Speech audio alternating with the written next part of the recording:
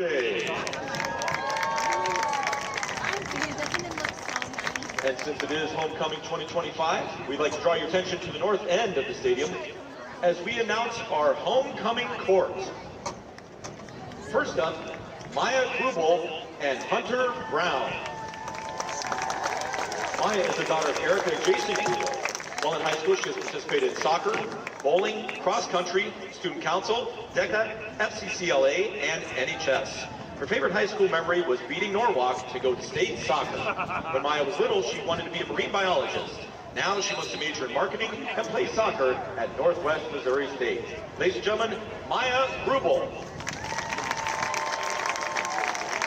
Hunter Brown is the son of Chandra Stanford and Adam Brown. While in high school, he's participated in football and rugby. His favorite high school memory is making it to the Dome for football. When he was little, he wanted to be a cop. Now he wants to go to college in Iowa to become a physical therapist and play rugby. Ladies and gentlemen, Hunter Brown. Next on our homecoming court for 2025, Keaton Barber and Nolan Fellers. Keaton is the daughter of Megan and Josh Barber. While in high school, she has participated in dance, soccer, silver cord, and NHS. Her favorite high school memories are performing in football games and winning state dance. When Keaton was little, she wanted to be an ear piercer.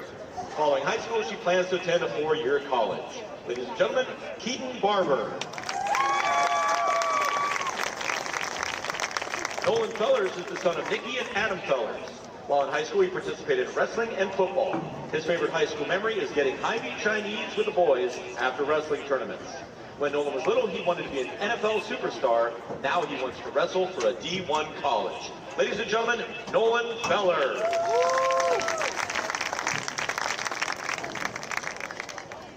Next, we have Macy Gilroy and Blake Guthrie. Macy is the daughter of Amy and Troy Gilroy. While in high school, she has participated in volleyball, basketball, and golf. Her favorite high school memory is Nebraska volleyball camp. When Macy was little, she wanted to be a vet. Now she wants to be a radiology tech. Ladies and gentlemen, Macy Gilroy. Blake Guthrie is the son of Ginger and Brian Guthrie. While in high school, he has participated in football, basketball, baseball, track, rugby, bowling, and FCA. His favorite high school memory is winning back-to-back state rugby championships. When Blake was little, he wanted to be a professional athlete. Now he wants to study criminal justice or kinesiology and continue his rugby career. Ladies and gentlemen, Blake Guthrie.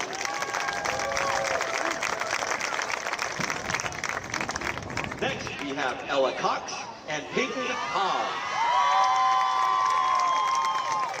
Ella is the daughter of Rachel and Matt Cox. While in high school, she has participated in cheer, soccer, DECA, track, and FCCLA.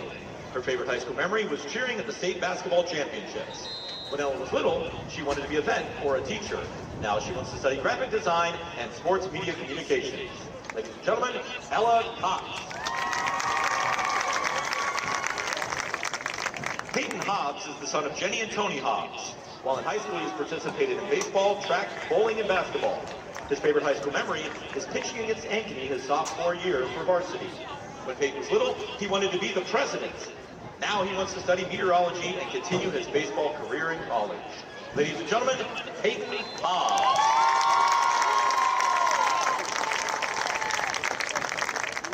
Next we have Kai Ahrens and Emmett Ryerson. Kai is the daughter of Brianna and Dave Ahrens. While in high school, she has participated in student council, FCCLA, volleyball, DECA, track, and soccer. Her favorite high school memory is winning against North Polk to go to state volleyball her freshman year. When Kai was little, she wanted to be a teacher. Now she wants to major in exercise science and play volleyball in college. Ladies and gentlemen, Kai Ahrens. Emmett Ryerson is the son of Annie and Brant Ryerson. While in high school, he has participated in speech, drama, and DECA. His favorite high school memories were attending football games and school dances. When Emmett was little, he wanted to be a zookeeper. Now he wants to attend the University of Iowa to pursue nursing. Ladies and gentlemen, Emmett Ryerson.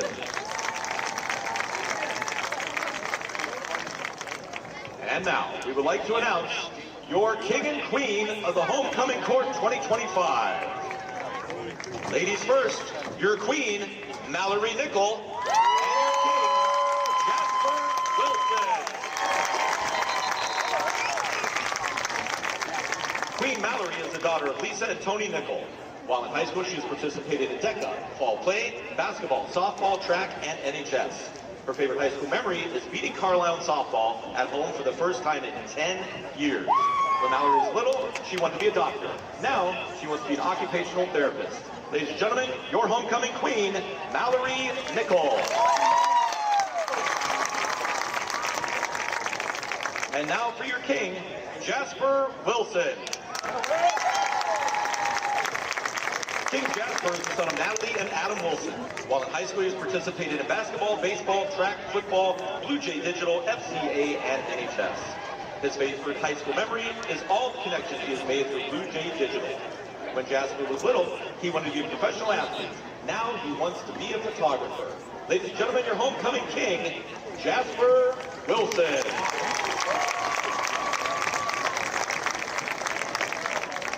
And last but certainly not least, we have your prince and princess, Princess Lily Phillips and Prince Isaiah Remington.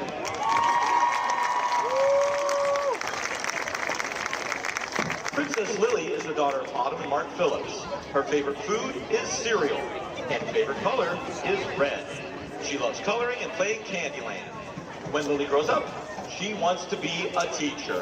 Ladies and gentlemen, Princess Lily Phillips. And your Prince Isaiah Remington. Prince Isaiah is the son of Caitlin and Josh Remington. His favorite food is mac and cheese, and his favorite color is blue. He loves having farm time at the Lisses and playing with his brother Sam. When Isaiah grows up, he either wants to be a cowboy or a zookeeper. Ladies and gentlemen, Prince Isaiah Remington.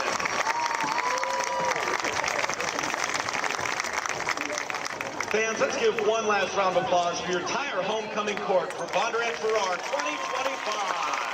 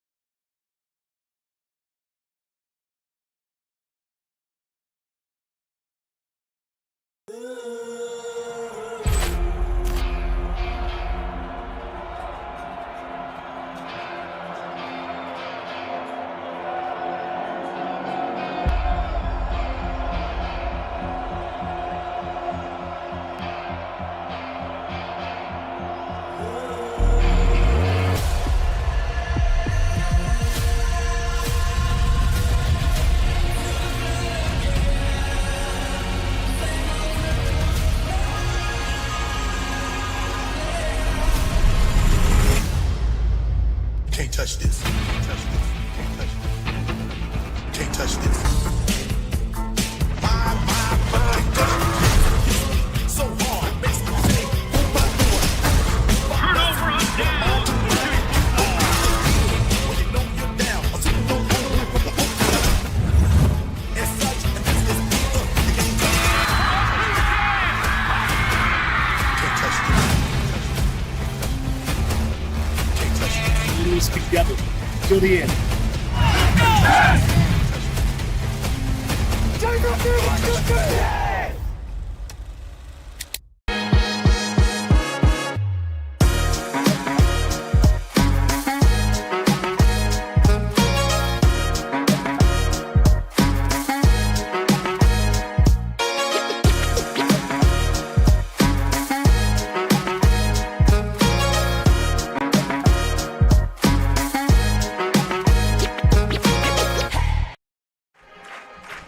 Good evening, Blue Jay fans, and welcome to Bondurant, Iowa for homecoming night.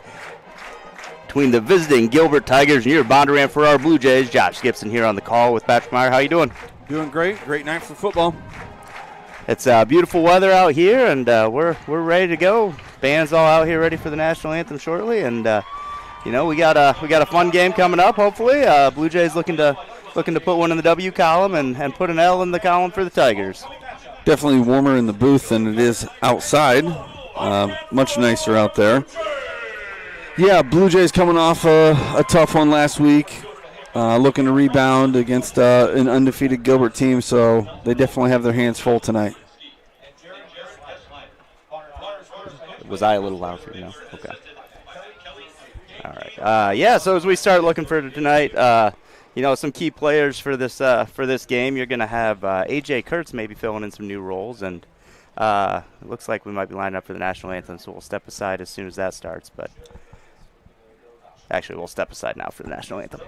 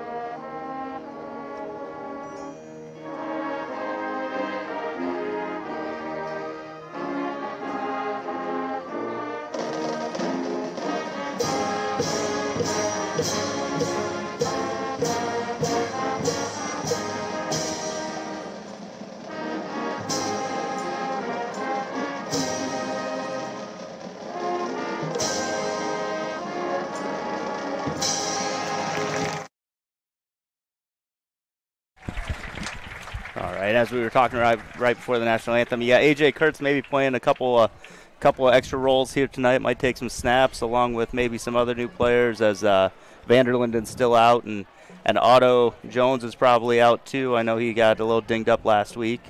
And It looks like he's suited up, but yeah, Riley got hurt a couple weeks ago, still dealing with a lower extremity issue, unable to go. Otto hurt his left shoulder last Friday, so then we were down to third-string quarterback, sophomore Brendan Hammond.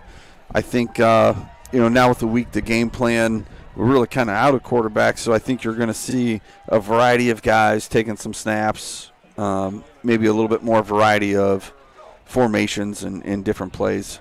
Kurtz is a track guy, has some speed, so gives you some options there. And then on defense, Chase Rao probably going to be your key again, that middle linebacker position, leading the team in tackles, and really going to be key stopping the run up the middle. You know, Gilbert has a little bit up the middle and some option to the outside, and if that inside can clog it up a bit, that'll really give us an advantage, I imagine.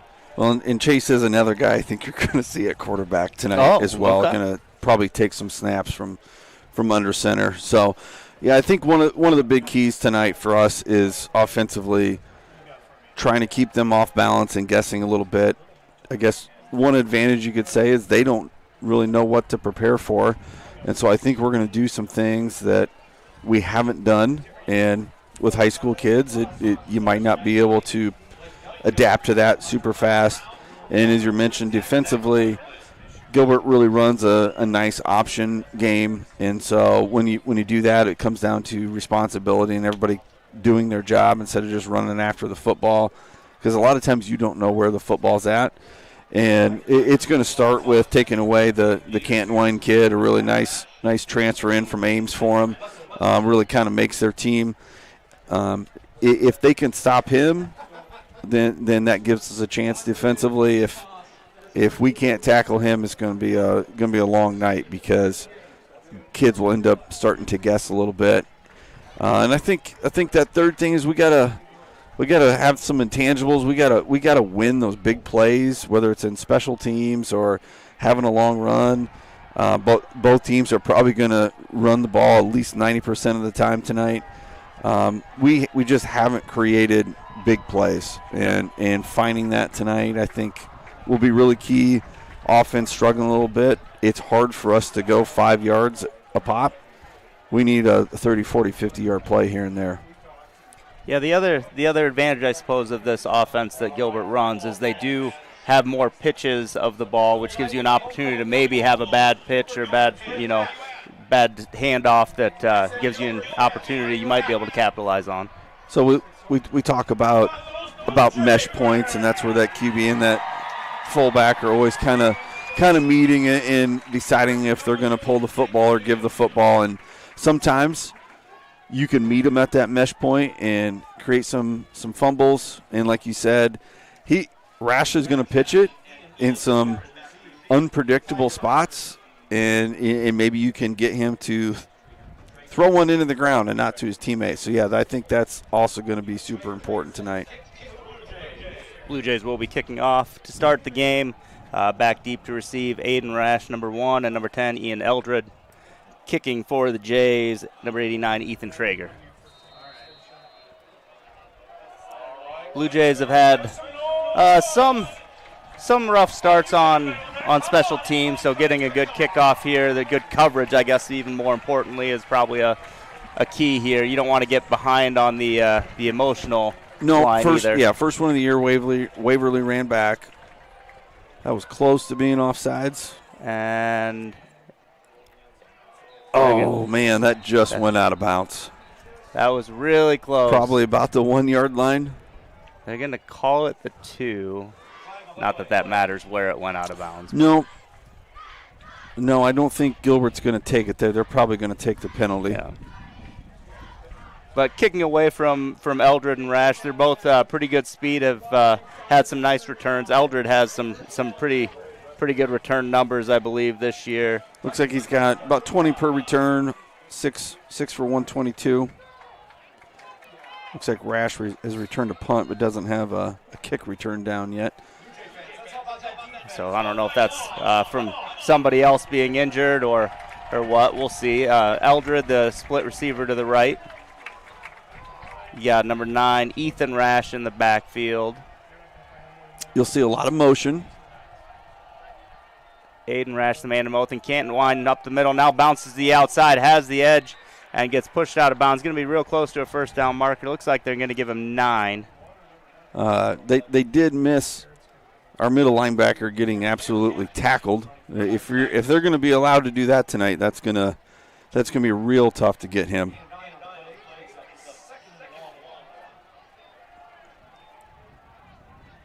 So second and a long 1. And that's kind of my fear. Him getting to that off tackle spot, your linebacker's got to get really wide. Two guys in motion. Oh, just changing. Okay.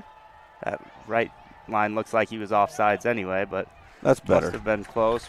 Going to pick up the first down and a 2. And I think that's kind of the goal, is to keep him inside the tackle if possible. That also then gives you a little bit more time to run to the QB and the pitch man. When he's able to really widen that mesh point, that makes it a lot tougher on your back end.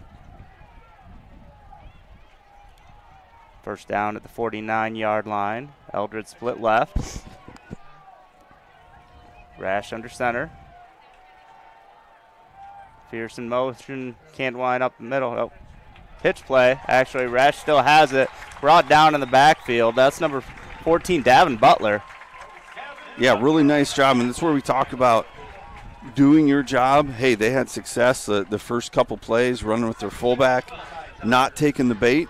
And Davin's responsibility as the quarterback, and it's super tempting to go in and tackle that guy after he runs for 9 yards. But he does his job. He stays home and gets a TFL, which is really huge against this type of offense, putting them up against the sticks. Pass. Looking to pass. Rash, low throw to Eldred.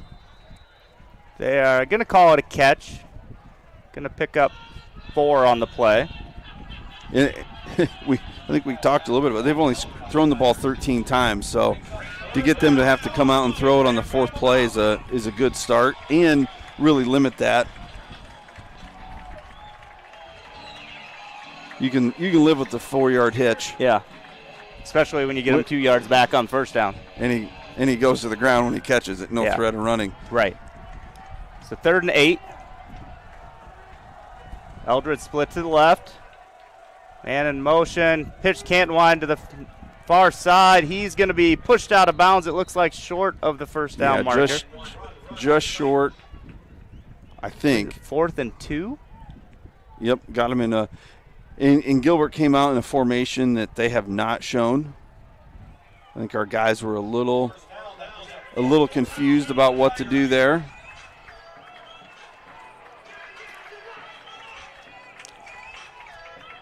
So this sets up probably our first big play of the game here, really. Really good field position if you can stop this short. Fierce brings it back. That's Aiden Rash, actually. We'll do that's a little stop motion. Quarterback sneak. Looks like, based off the movement of that pile, he's got it by a lot. Going to gain 10 Well, we got that. Bluejays signaling the ball. Bluejays are holding the ball. Chase Ryle has it. They don't seem to be too concerned about that fact. Cooper Moore pleading his case. Well, maybe our Blue Jays saw something that nobody else did. I'll try to watch a little something on the replay. Not going to see anything there. But Ryle definitely comes up with it. So first down at the 35-yard line. Can't wind up the middle. Stopped for a minimal gain. Looks like they're going to give him a little over a yard, long yard. I like that. And this is a good plan here out of the Blue Jays. Going to sub in. Fresh D-line. I mean, this offense just wears on you. They got a good size. And they do such a good job of firing off the ball. If you're not ready, you're going to get driven back. And so giving the D-line is a little breather is a good idea. Now, we subbed in some linebackers, too. That was a little surprise. I wasn't expecting that. Receiver to the left. Fierce in motion. Can't line up the middle. Piled up pretty quickly. Going to get another maybe 2 yards. Brings up 3rd and 7.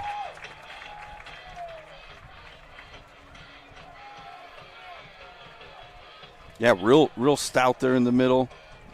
Don't give anything up. Mance was on top of that. I can't quite tell who was at the bottom of that. Might have been Franco. Yeah, Mance is he's a tough one to move. He stays low. He's not going to give up much ground.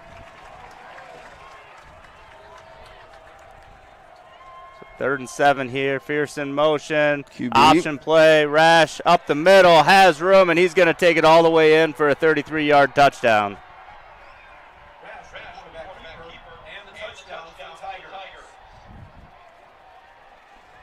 Got to avoid those big plays, and that time nobody had the quarterback.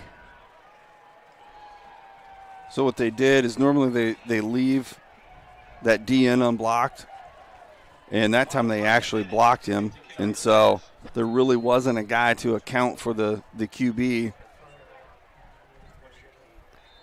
Well, that's a offsides on the Blue Jays, I do believe. I could see the – nope, they're backing him up. Miles Manat, the kicker, apparently was also a transfer from Ames, according to the Gilbert broadcast. It's always nice when you bring some of those guys in. Yeah.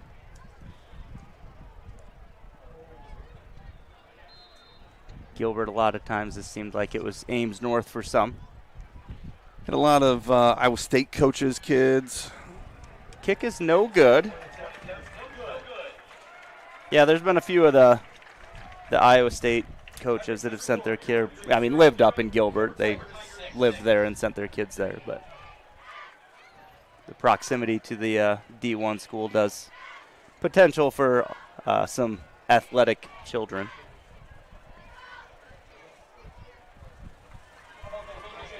So some glimpses there from the Blue Jay defense, but not able to hold it completely. And well, honestly, that's a nice wrinkle out of Gilbert and a little change of their blocking scheme, which is always an option. With those dive option teams, they have always got answers for whatever you do. They've kind of got a counter once they get pretty good at it, and they've been running this for a couple years now.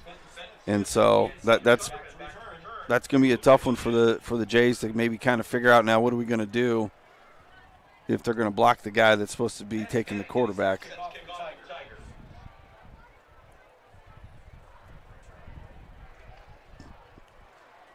so Blue Jays will start this drive with a kickoff here with Kurtz deep.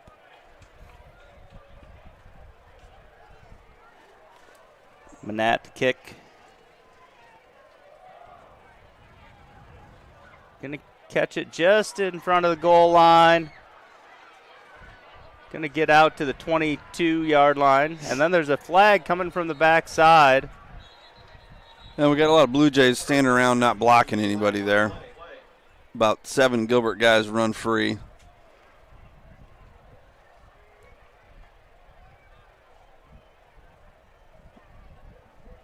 I don't necessarily see what they threw the flag on, but we shall see shortly.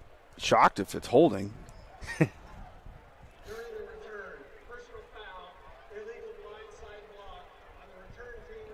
Oh, I don't know that I saw that. I feel like that, yeah. McCoy might have got a bad one on that one. I didn't feel like there was much there, but we'll see if the replay looks a little more. Oh, yeah, okay. He kind of came out of it. Yep, I'd say block in the back, if anything. Whatever you want to call it. It was illegal. Wonderland going out to the left, now coming in tight. Kurtz in the backfield with Vrew next to him. Oh, gosh. Snap. Kurtz picks it, keeps it. Going to get brought down in the backfield for a 3-yard loss. Good job even keeping that ball because it looked like a problem from the start. Yep. Looks like he just didn't think it was a terrible snap, but maybe just a little off. I think it might have been a little bit towards the jet motion, yep. man. And he just kind of threw it off a little bit. So going to bring up 2nd and 13 here. Keaton Hall to the left. Kurtz the quarterback. Brew to his right.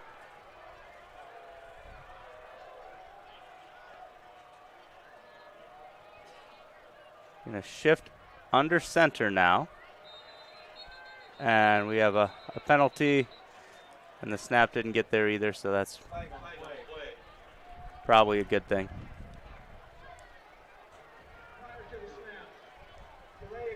Oh, delay of game. Okay. rare you're going to say the penalty is a good thing, but I'm pretty sure we turned the Yep. ball over Nope, if we- that penalty doesn't happen. So We definitely fumbled it. They timed the blitz up really well. There was going to be all sorts of problems on that. So half the distance to the goal brings up 2nd and 17.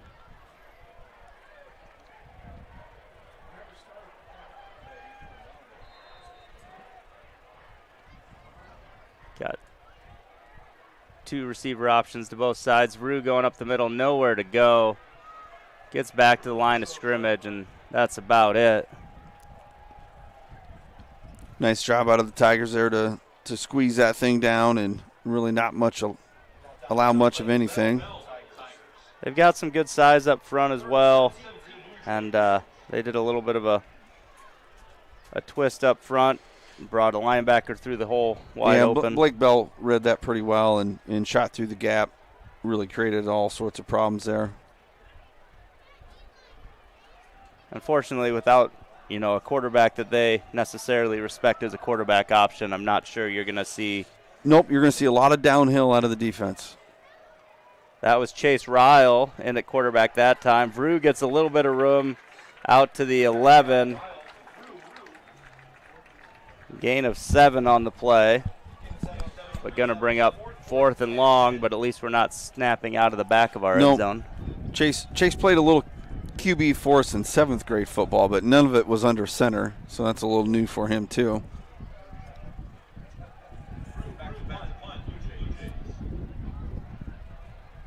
Vrew to punt. Tigers have 2 return men back. They come after the punt. It's a high punt. Go get the ball, guys. And the Blue Jays don't cover it, and that allows Eldred to go pick it up and return it back to the 6-yard line. We're gonna need to find some energy. We're playing a wee bit lazy. Yeah, I don't even know how to explain that. Lack of awareness, maybe.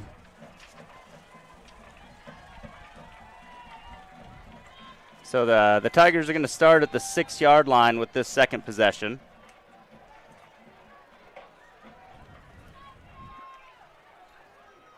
They have a different running back in. Is that Warg, 23?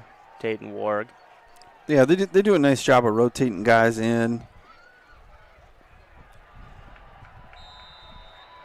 Good physical run there for a touchdown. Yep. Kind of lost him up the middle there. I think the official did too, because I was looking to see if there was some type of sign, and it took him a little bit too. It looks like we had a shot at him early, but. So Tatum Warg with the 6-yard run. Nice job out of the Tigers. They run basically what we call a wedge play. Everybody just blocks inside gap. Matt's extra point that time is good, giving the Tigers a 13-0 lead. Not the start you were looking for on homecoming here. No, and as you mentioned, we're going to have to, if you stand around and feel sorry for yourself, it's going to get real ugly real quick. Very rarely does the other team feel sorry for you, and they definitely won't feel sorry for you before there's a running clock. Nope. So I'd really like to see our return team here find some bodies this time. We do have some good returners, but if we don't block anybody, it makes it pretty hard. Devin Hester's not returning it with nobody blocking. No, you got to get on a body and hit him in the front. It's good lessons. You should coach. You got a few years of that in you? Yeah, I don't know if I have any left. Manat to kick off again. Kurt's the deep return man for the Blue Jays. Kick up, going to be a line drive. Kurt's going to field it at the 2. Looking for a lane this time. Has one. He's across the 30. Still getting upfield blocking. He's around the 40. He's at the 50. He's at the 40. No the flags. 30, the there 20, we go. the 10. That's a Blue Jay touchdown. A.J. Kurtz for 98 yards. Well, Good coaching. They must have heard me complaining because they got some hats on people this time, and a nice little seam was created. And A.J. does his track thing and just outruns everybody. I screwed up on mine. You definitely called that at the 30. He had 70 yards to go, and you had complete faith that he was getting there. As we get this replay here, you see Gipple with the downfield blocking, and then it's nothing but Kurtz and some track speed. And Gilbert did have some track dudes last year. I'm not sure if they have anybody. I think both Rash boys participated in the 4x1 the hurdles. Okay, because they Gabe placed, Fierce was on that 4x1 that won it. Yeah, I was gonna say they placed very high in the sprint relays. They had some very nice talent last year. Hawthorne being one of them, who's no longer here. Yeah, so they won the 4x1 and second in the 4x2, and I think Gabe Fierce might have been the only returner from that, or at least the one that's playing football. He's at least the one playing football. Traeger's kick is up and off the upright.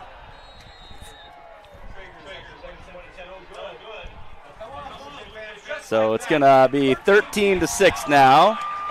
Let's see if the Jays can take some momentum here into our defensive side of the ball.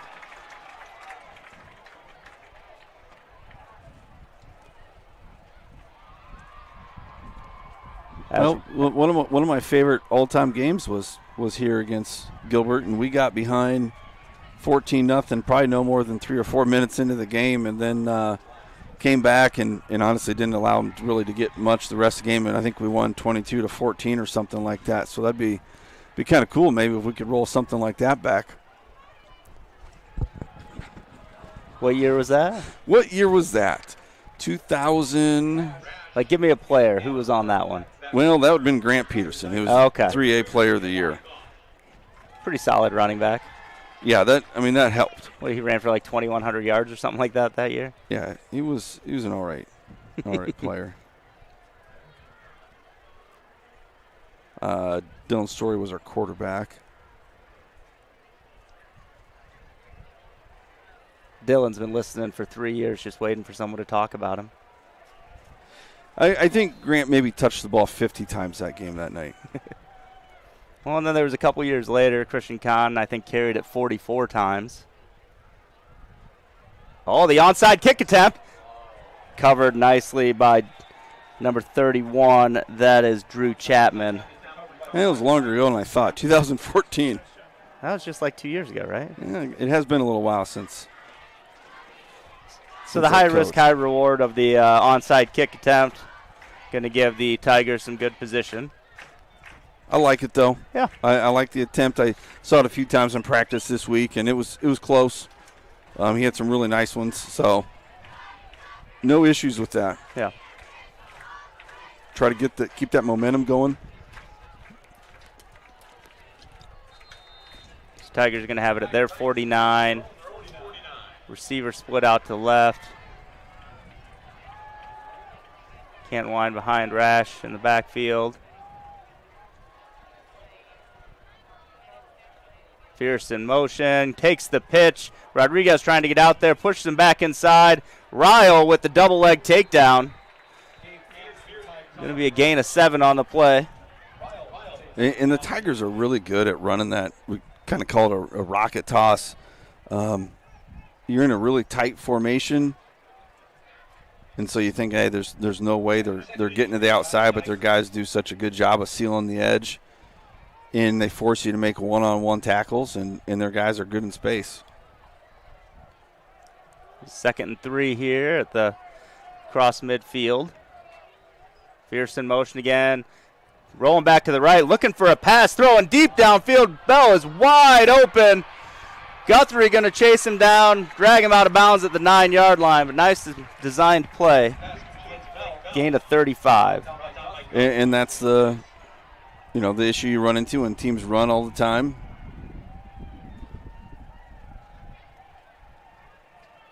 You're so used to.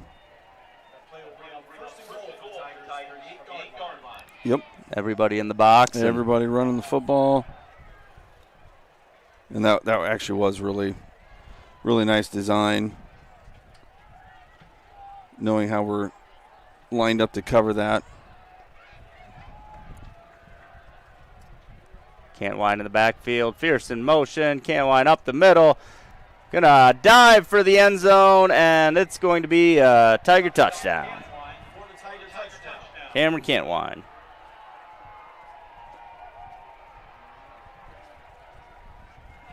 Good surge there out of the Tigers. Make it pretty easy for him there. Yeah, he was 5 yards downfield before he even passed the lineman.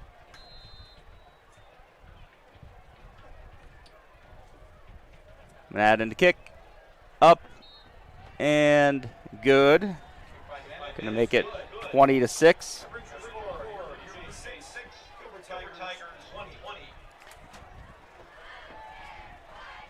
Getting a little substitution over here. Look at that. Well, and when you run a kickoff back, the one bad thing about it is it puts your defense right back out on the field. Sure. As we get lined up for the kick, we'll take this opportunity to thank the Bondurant Men's Club for sponsoring our broadcast this year. Great organization, the Men's Club. You can find so much information about them on their Facebook page, but they do they're probably gearing up for bringing Santa to town already, but that's still a couple months away. But they also are the main people behind Summerfest and the Easter Bunny coming to town, and then they contribute to countless numbers of organizations from youth sports to Special Olympics, our booster clubs, obviously supporters of our Bluejay digital broadcasts. Pretty much everybody that wants to be recognized by the Men's Club, they are looking to support. So can't say enough nice things about them. Manad out to kick. Does a squib kick this time. And we immediately field it and get down. So they did not want to kick it to Kurtz again. Yeah, you get a little nervous after somebody runs it back against you. And even though the likelihood is low, coaches tend to play it safe. And knowing that we might have a hard time driving 70 yards, I think that's probably a pretty smart play. Yeah. You're at least going to make him prove it. Yep. The Blue Jays will start at the 31 after Jackson Hatfield downs the ball.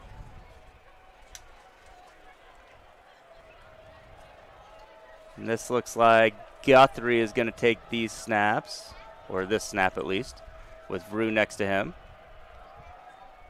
Guthrie with the keeper. Going to gain about 3 on the play. And the advantage you get when you take the quarterback out and you're just snapping it to your running back, you do gain an extra blocker. You're not just handing off. And so I do think we could see some good success with that, with Vrew and Guthrie taking that snap. Now we'll probably start throwing in some fakes or gives. Vrew lining up next to Guthrie. Vrew switches to the other side. Guthrie takes the snap. Going to follow Vrew to the left. Cuts up to the middle. Tries to bounce to the outside. Nowhere to go after the 4-yard gain. But brings up 3rd and 3. Manageable. And that's kind of what we talked about at the beginning is it's hard to go 4 yards every single play all the way down the field. Somehow, some way, we got to find pop a big one in here every now and then. That's a good tackle by number 1, Aiden Rash, to avoid letting Guthrie get outside. Blue Jays are going to spread it out now, and Kurtz and Guthrie are going to switch. Kurtz is going to be in the slot now. Looks like Vrew's taking the snap, though. Vrew going to pitch it to Guthrie, and the Tigers read that one very well. Eldred led that tackling charge. Going to be a loss of 3 on the play. And as you mentioned, I don't think that they're super afraid of us throwing the football, and until we show that we can, their guys are going to be running downfield. And again, it does help if you got to block. You can't just let guys run right by you. Vrew back out to punt again. Tigers brought the heat last time. Low snap. Vrew might have been blocked. It goes basically straight up and bounces out of bounds at the 30 for no real gain on the punt. I do think it was deflected, but a low snap and a little bit of a rollout gave the Tigers time to get there. Yeah, the snap really hurts things. That really throws the timing off and gives the defense a little bit more time to get back there. So Tigers are going to have another really good set of starting field position. Warg in the backfield this time. So they're kind of rotating Cantwine and Warg.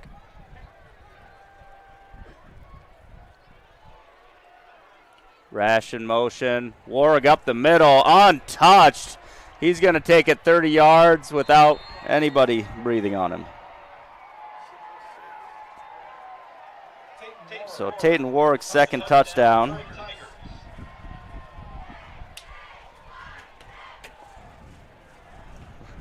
Good blocking and just quick to the hole. Manad in to kick.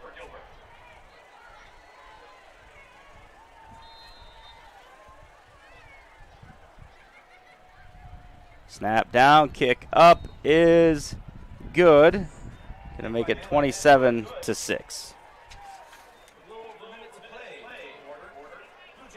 As we talk about our Blue Jay Digital team, we'll give you a little rundown on who's working here. On the main camera tonight, Braden Collins. Replay camera gonna be Ben Bigler.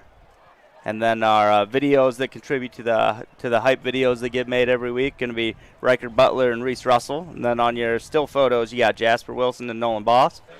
And we got a living legend over here trying to get back into the mix with Garrett Von Steen. Going to fill in sometime soon, so he's getting a little bit of practice in, but he can't quit us. Can't get away, Garrett.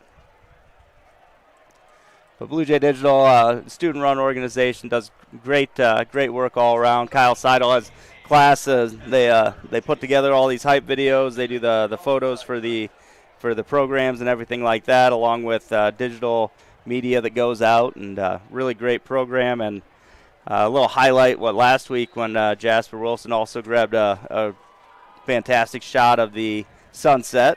Got a little bit of social media love as well. So. Good job, Blue Jay Digital. As the Tigers get ready to kick off again.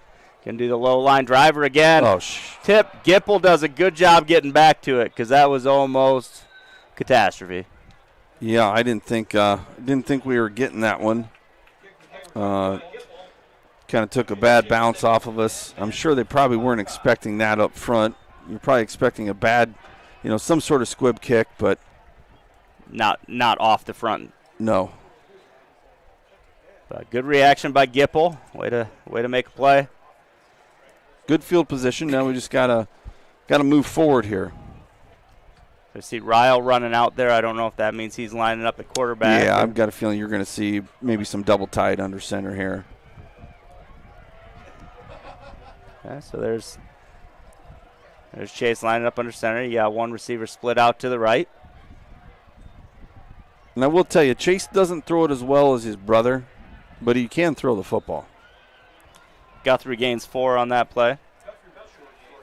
Maybe we can pick up a first down and then try to test it out. His brother could sling it.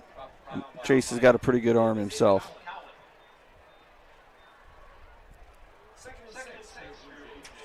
Jordan out at Iowa Western. Heard he's redshirting this year, running a little scout team-o. Probably having fun with that as he gets to try out 7 different offenses this year. Now coming back the other way, Vrew plows ahead. Bell with the tackle. Not the greatest spot. I'm not going to give him 3. Kind of where we were last time with 3rd and short. But I feel like this is more the offense that we've been running when we had a healthy quarterback. Right, and we're more suited for this right now. We're more comfortable in this. Kurt's splitting out to the right. Guys up front know what they're doing here. pulling lineman. Brew breaks the first tackle, and he's going to be real close to the first down marker. They're going to leave him a yard short. Yep, about a half a yard, going to be quarter. Give you a little time to talk about it. I think, oh, no, they're going to spot him a full yard short. Oh, yeah, that's not a good spot. No. That's a good tackle by Charlie Wright. Maybe opportunity for a QB sneak here. Not something we've seen a lot of, especially historically. Blue Jays didn't really line up under center at all, so would be a new offensive weapon for us. You know, the Philadelphia Eagles run it nonstop. Maybe get Gavin behind and see if we can push Chase for a first down. Yeah, I would. I don't know how much they've practiced that. You know, Yeah. obviously we kind of had a rotating carousel of QBs this week, so I'm not sure if. Well, even this game. And I don't know how much they've even thought about a QB sneak. Yeah. We are lining up to go for it. I mean, my guess is you're gonna turn and hand this thing off. Probably just gonna run your lead or power that we've been running. Maybe try to draw them off. Ryle takes it, and they are going to push him across, and it's going to be a first down for the Blue Jays. Ryle going to gain 2 yards on it.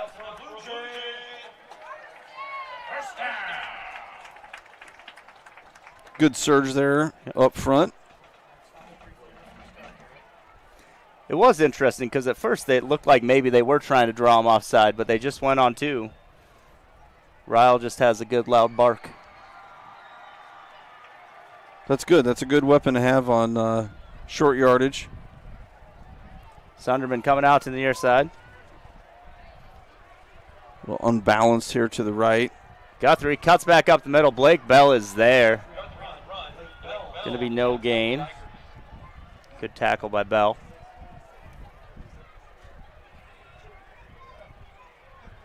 Second and 10.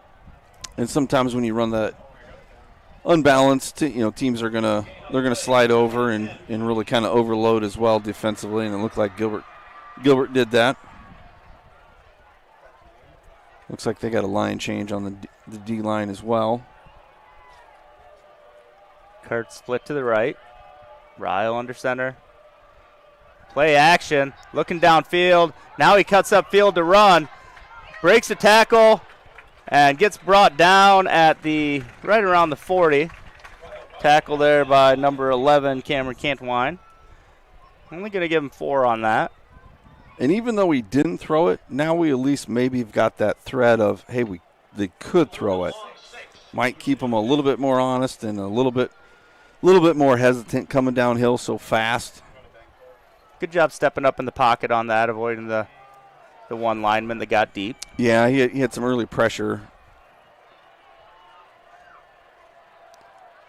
Counter, Guthrie, right side. Going to get down to we're going to only give him the 37. We aren't getting great spots here. Like, not pro Blue Jay spots. Like they forgot who's cutting the check tonight. Yeah, I don't know that it's that big of a check to make you probably sway not. your decisions. Probably not. Going to bring up 4th and 4.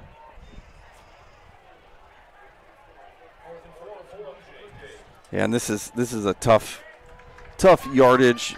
You want to run it, but man, we haven't really had a ton of runs where we got 4. Right. They're going to go with it. Brew might have lost the ball. Doesn't really matter because he didn't get the first down.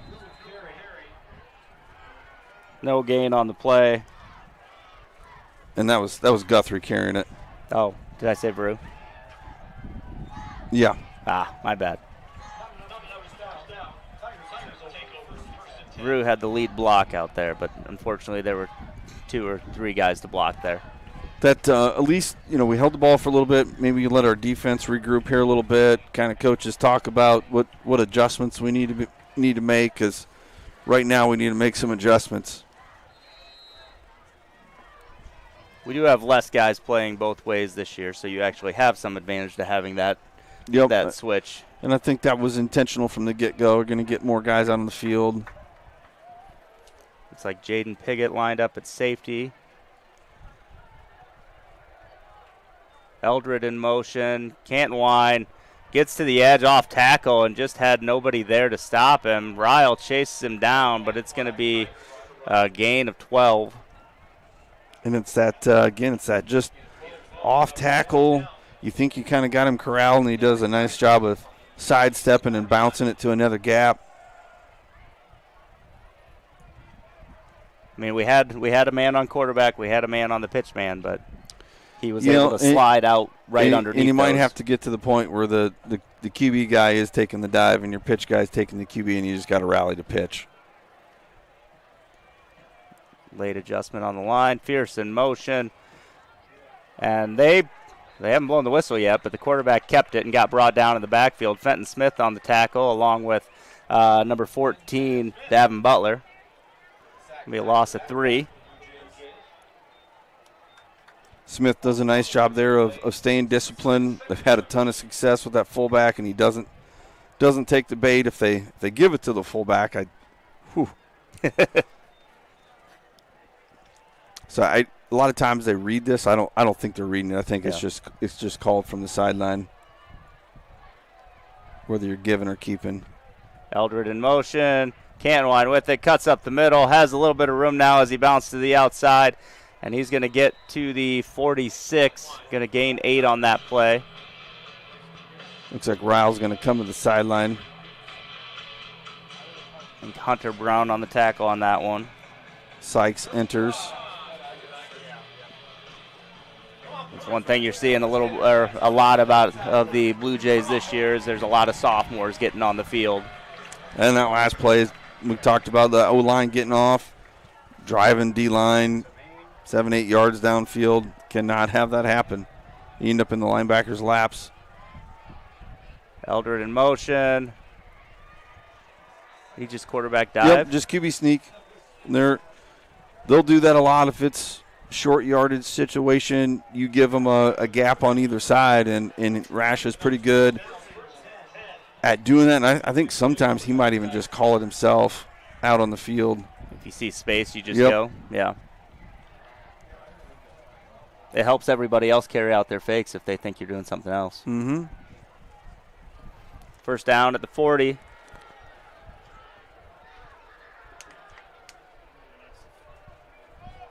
Cantwine in the backfield.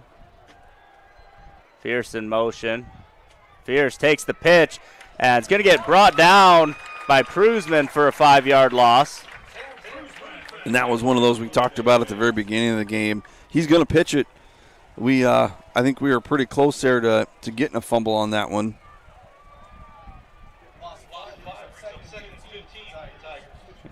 Good pressure there by Fenton on the quarterback as he pitched it. Yeah, Fierce just kind of bobbled it just a little bit, but we needed to be hitting him as he was catching it.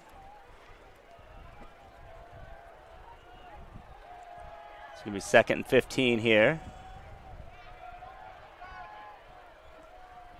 Eldred in motion, takes the pitch, and he's got good seal out there. Fierce lead blocking, very effectively lead blocking. Going to get tracked down by Ryle, but unfortunately it's going to be 35 yards downfield. So a lot of times they bring that wide receiver inside. He's there to crack back, and he cracks against our outside leverage guy, and then there's nobody out there. Good job by Chase staying with the play. First and goal now for the Tigers, right at the 10.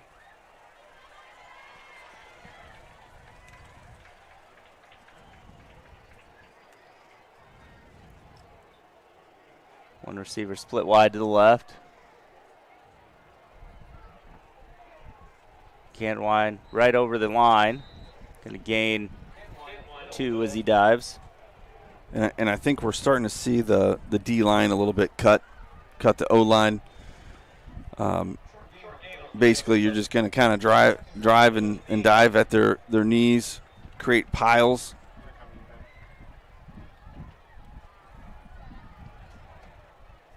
And that is what happened there. You see that more often trying to eliminate pulling linemen, though, right? Well, or just any time they're getting a good push. anytime you're starting to really get gashed, that seems to always be a go-to. Rash. Trying to solve a problem.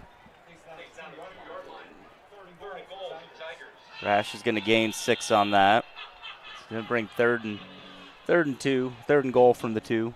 And I think it's actually illegal to cut a polling lineman. So you do have to do it just like the offense. Oh. You have to do it right off the line of scrimmage, right off the snap.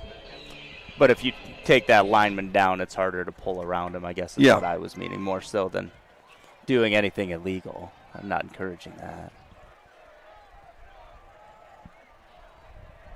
Rash with his keeper.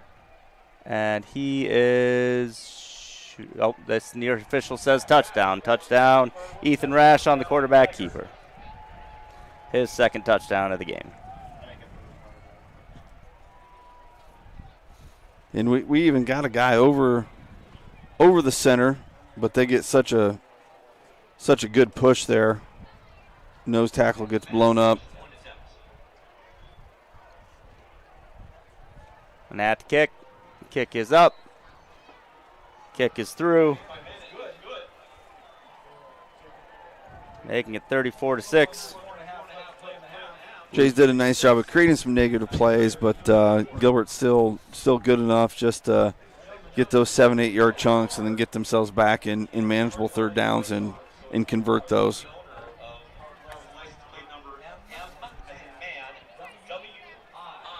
Blue Jays will get the ball to start the second half. If you can find some way to put some points in the end zone, win that 8 minutes around halftime is what they like to talk about.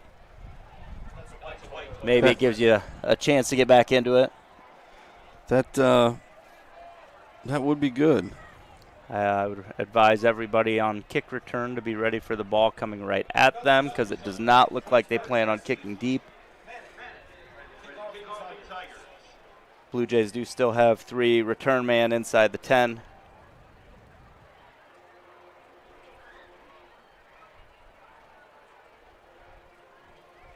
Hear the band warming up for halftime. We will have the dance team and the marching band performances during half.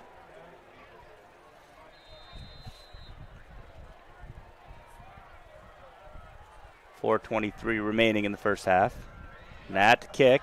He kicks it deep this time. And is that Rodriguez Alcaraz on the return? And going to get brought down. Nice tackle by number 36, Reggie Chittenden. Haven't seen him back before. No. But Eric is fast.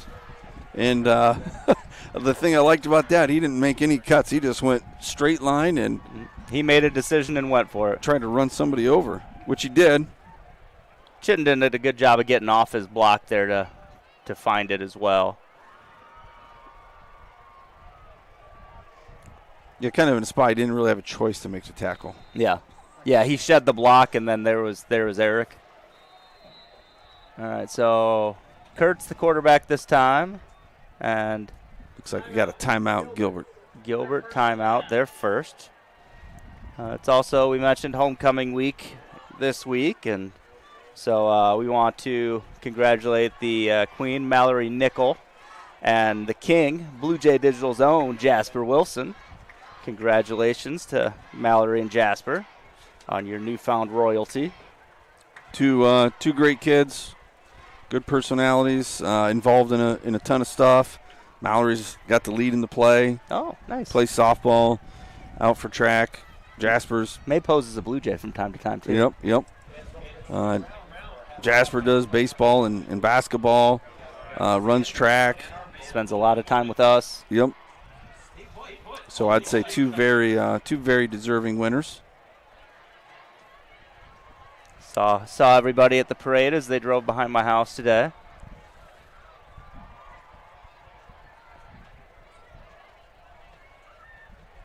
All right, it looks like we got Kurtz back at QB.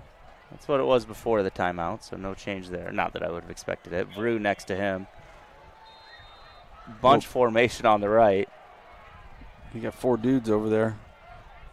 And we're going to have Kurtz try to follow them as a group of lead blockers, but chased down from behind by Blake Bell.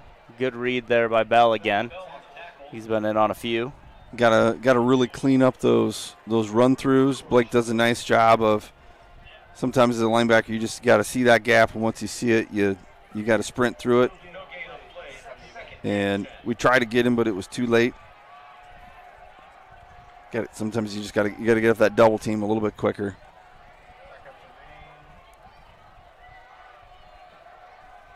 Kurtz in shotgun again. We're running four bunch on the right again. Yep, 2, you got to get up on the line. There we Ish. maybe. And Brew dives on the ball. It's not your mesh point didn't quite work out there.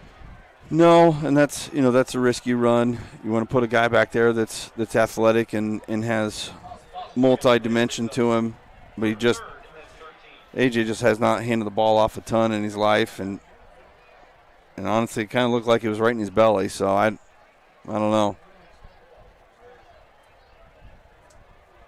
Going to bring up 3rd and 13. 2 receivers to the right, 1 to the left. Still think you might surprise him with the pass, and you got one-on-one coverage. Brew to the left side, rolling through some tackles, picks up some yards. Going to still be quite a bit short of it, but gains 5. He was about one more circle button, bouncing that thing outside and having a lot of green. Good hard run.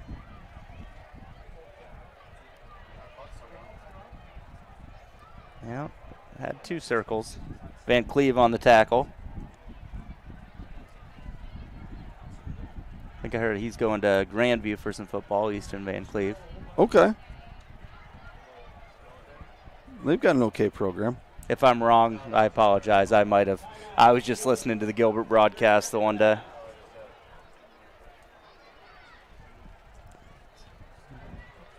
So timeout here for the Tigers. Going to save some of that clock. Have 2:38 remaining. They're down to 1. We have yet to get a punt that we really enjoyed. They've been bringing the pressure, and see if we can hold that up better. We've honestly struggled in that aspect a little bit. I'm not sure what the change needs to be, but we're having a hard time having enough time to get a good punt off, whether it's the snap, somebody's running free. But, yeah, it always kind of feels like he's got somebody in his face. Mm-hmm. And they do have 2 deep return men again.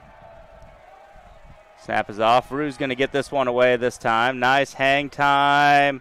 Going to get a bounce. A nice Blue Jay bounce. Don't touch it till it's done, and don't even touch it now. Let the time run.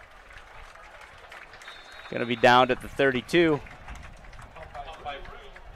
Personally, I let the official blow that dead, even if it's only 1 more second. But it's easy to say while I'm sitting up here just watching.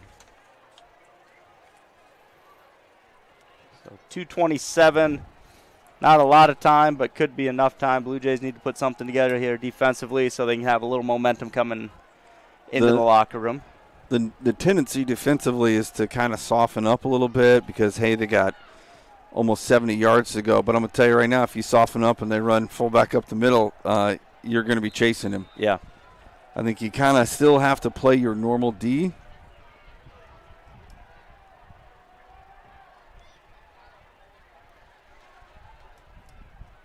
Not a lot of room up the middle there.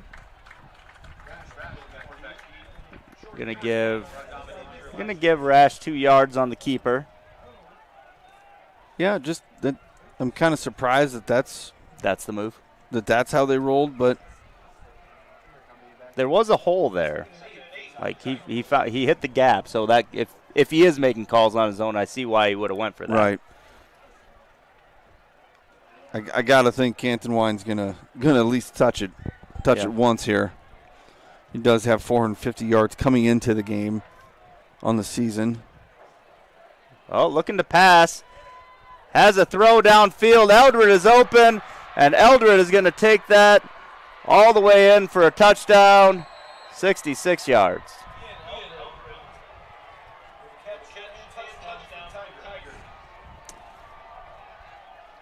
Good protection there out of the Tigers. Got a little bit of pressure up the middle, but enough time for him to throw it, and he really threw a nice ball there. Yep.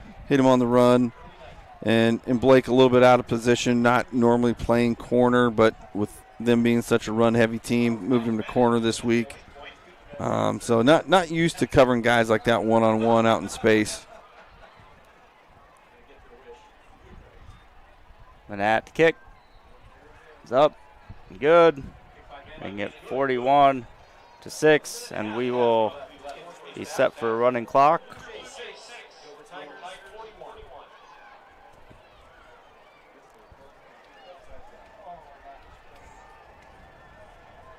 So, minute 37 from halftime. Stick around for our dance team and marching band. A little shout out to our boys cross country team last night, bringing home a team title from Story City, the old Riverbend Golf Course.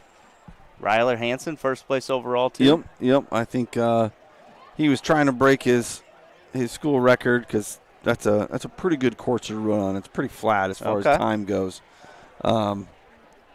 I think he was kind of out by his lonesome, so didn't have anybody to push him to. But I think he still ran a pretty good time, and in the crew ran a pretty good time. A lot of personal best for majority of our runners. Yeah, I didn't see where everybody else finished, but I saw like the scoring sheet, and it looked like we maybe had like first, third, fifth, and seventh or something like that. Yep. I think that usually leads to a win, I imagine. Top 5 were all in the top 20 overall. So, yeah, that'll usually lead to victory. And that's going to be into the end zone for a touchback. That was Vrew back to return that one. Okay. I don't know that we've seen him back there on it either. No, maybe they're just taking turns.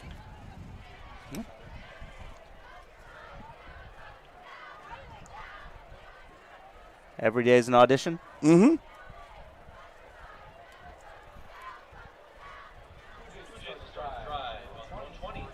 Minute 36, 20-yard line. We'll see who's out here for quarterback. I think it might be Kurtz. Looks like Ryle was maybe calling it. Oh, is he out there? Nope, maybe it wasn't Ryle. Maybe that was Guthrie. That's Guthrie at quarterback taking the snap. Follows Vrew, right side. Or am I backwards? Is that? Oh, and there's the ball. Can we just say he was down? Well, he definitely was not down. That thing shot up in the middle of the air. Yeah, the Blue Jays do get it back.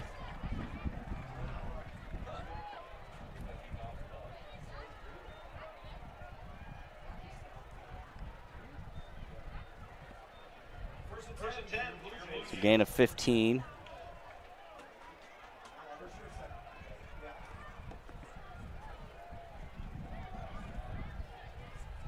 Best run of the night. Yeah. Had a nice seam there. Brew to take the snap again. Kurtz the man in motion. Going to take the jet sweep. Tries to get to the edge. There's going to be a flag on the play and a hit by Cantwine. Got a feeling that one's going to be on our center, just judging by where the flag is and the two guys laying on the ground. Watch the replay here. Well, he hip tossed him. I don't know about that one. They gave that to him. That's probably a stretch, but anytime you see the guy, you turn your hips and the guy goes flying. By the rule of the law, he's probably outside the frame of the body there, so I think you could definitely argue it's probably holding. So 1st and 20. Kurtz in motion. Vrew going to keep it. Tries to get backside. Going to gain good 5 yards on the play. Lowers his shoulder. Big downfield block by Wonderland. You will find Wonderland blocking to the echo of the whistle every time, especially if he can go get a corner. Yeah.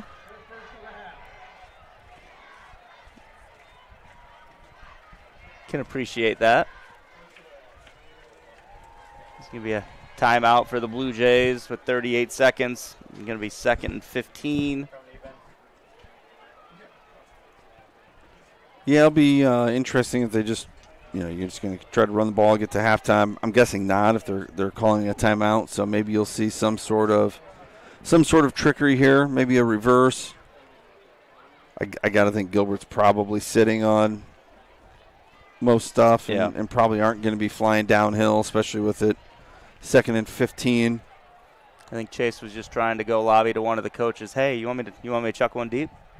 I got this. And based on the fact that he wasn't very close to the huddle, I don't think he won that conversation. No, and Hall's not a terrible option. He's at least got height to him. Yeah. He definitely has about a half a foot, I'd say, on the corner. Brew takes the snap. Gives to Kurtz, trying to get to the outside. Has the edge, but gets brought down with the ankle tackle by Blake Bell. Going to lose 3 yards on the play. Bell having a good game. Really nice job out of Bell. Most of the time, AJ's going to outrun that if you take that inside route, but Bell was on his horse from the get-go. Now we're kind of letting that clock run. Yep, now I think and AJ looks a little beat up there. You don't have to snap it again, but we are definitely lining up to. Brew to the left side. Lowers his shoulder, gets close to a first down. Yeah, that was a good punishing run right there. Gain 14 on the play. But that's going to take us into halftime. And stick around for the dance and marching band. Go Jays.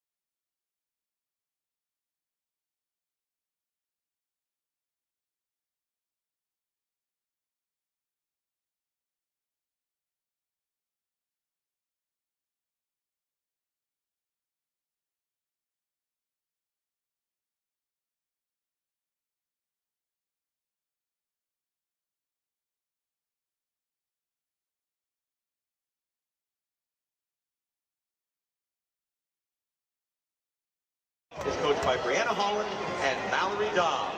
Please welcome your Bondurant for our dance team.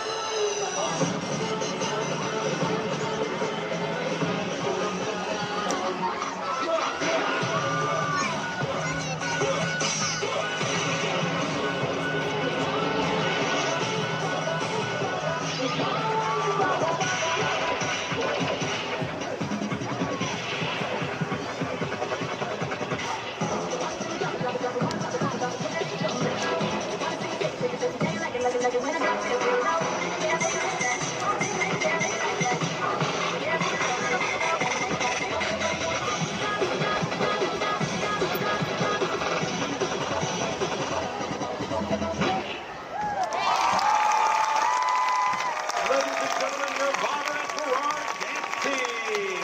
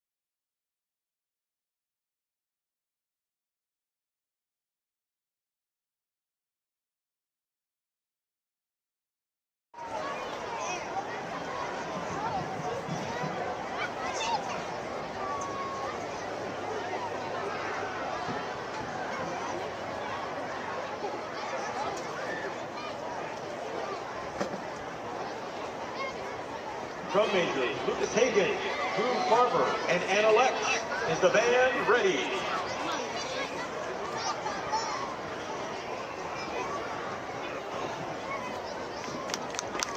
The Bluejays High Marching Band presents Eye of the Beholder. All begins with a simple idea, rearranged, transformed, and seen from new angles. It becomes more than itself. Creation lives in perspective, in the eye of the beholder.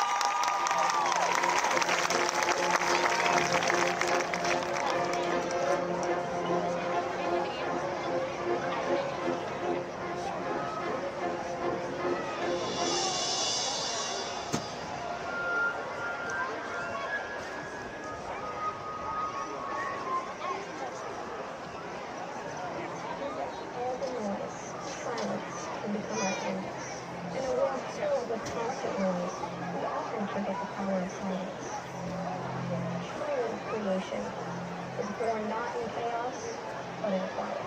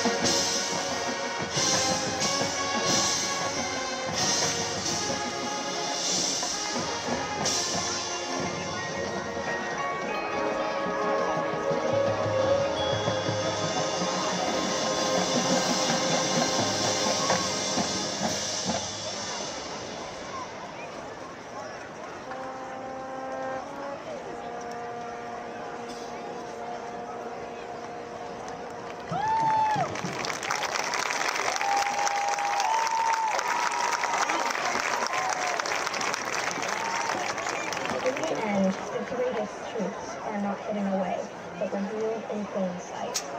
Creation, silence, and meaning all live in the eye of the beholder.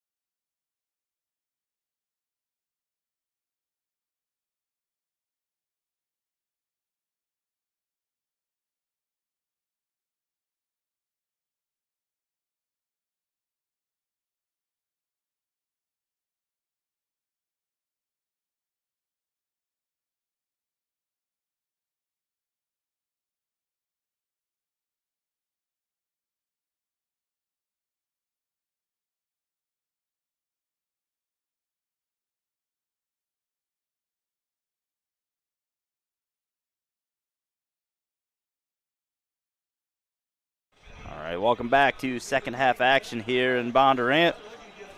Blue Jays will look to turn the tide a little bit as we start with the ball. First half stats, not a lot to be excited about. 21 carries, 60 yards for the Jays.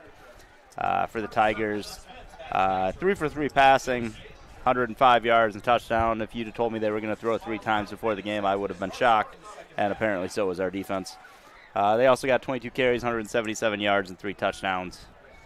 Really kind of diverse on their side with Canned Wine with 50 and Rash with 55. And Blue Jays did have a kick return for a touchdown. That's kind of the highlight so far for the Jays, and we'll look to see if they kick deep here.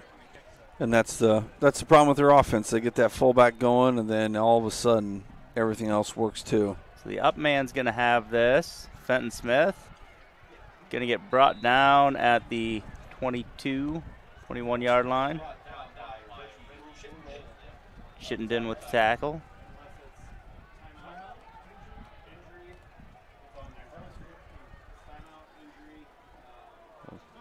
21-yard line, I guess. It's going to be our starting spot. See what the Jays come out in here. Looks like going with one of the running backs at quarterback. Brew taking the snap. And Guthrie going to dive forward for a gain of, going to give him a yard. Yeah, I thought he had a little bit more than that. Yeah.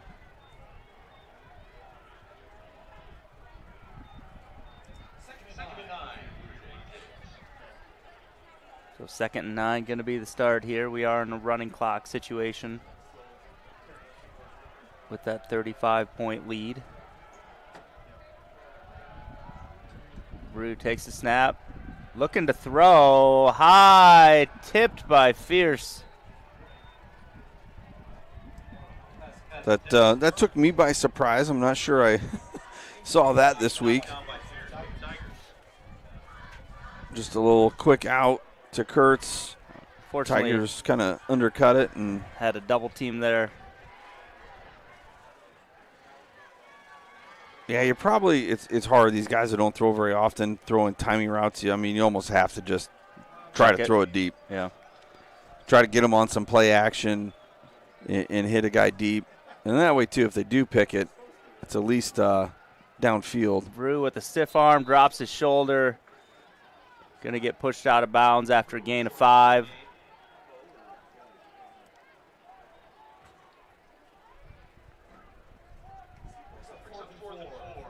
Going to lead to a punt on 4th and 4. 2 guys back again there for the Tigers. Yeah, that's Aiden Rash and Gabe Fierce. Not bringing as much pressure this time. Brew, oh, we got a whistle. I'd tell you what, I've never seen that before. Who was that? 35. Connor Castro went up and like he was setting that thing. Kick was really low. But the Prior to the snap, false start, left end of the offense, 5-yard penalty. we got a false start here. Did you see that? You I got mean, he just jumps up. Oh, and then batted it back. So that wouldn't have worked anyway, right? Because you can't bat the ball forward. It would have been he touched it there. It was past the line of scrimmage, so it would have been a live ball. Good bounce this time. Fierce picks it up on the bounce, and that's trouble as he has some room to run. And Vrew going to make the tackle back at the line of scrimmage to save a touchdown. But unfortunately, the bounce was too effective and gave Fierce a lot of room to return that.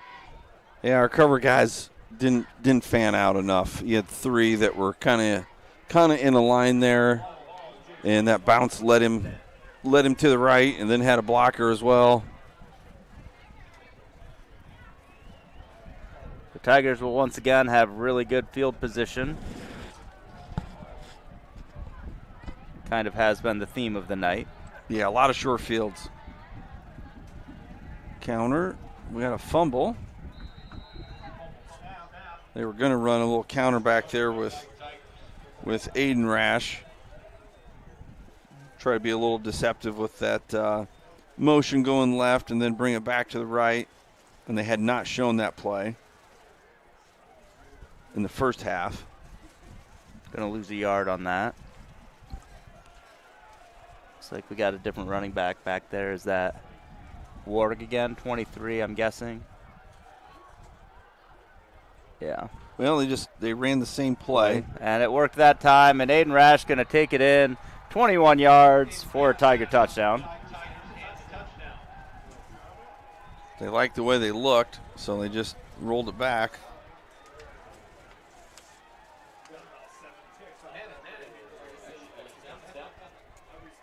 Not exactly the second half start you were looking for either. But I think the theme of the night is kind of set. Once they establish that run game, it's really hard to recover from. I think this is going to be one of those games where you don't spend a lot of time watching the film. It's not necessarily going to lead you to a whole lot of improvement. You know, you gotta maybe increase some energy, effort, some want to on that, and you can see that in the first quarter. And you are going to play a team that's very similar. North in Carlisle. Yeah. So you might want to watch it a little bit more so you kind of learn what you can and can't do or what you shouldn't do.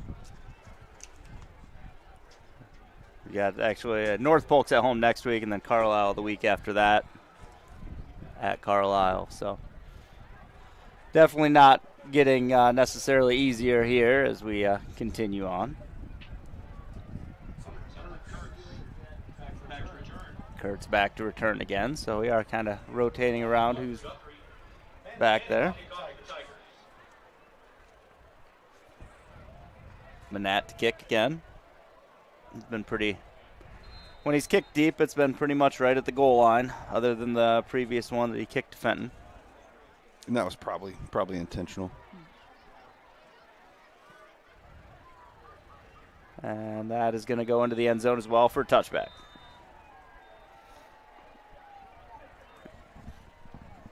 We will have our work cut out for us a little bit at the end of this game. We will have a couple of awards to give, and we Brickhouse Fitness Defensive Player of the Game, the winner of that receives a shirt, and then a Vision Bank Player of the Game that we've had for several years now. So you can stay tuned for that. Blue Jays will have it at the 20.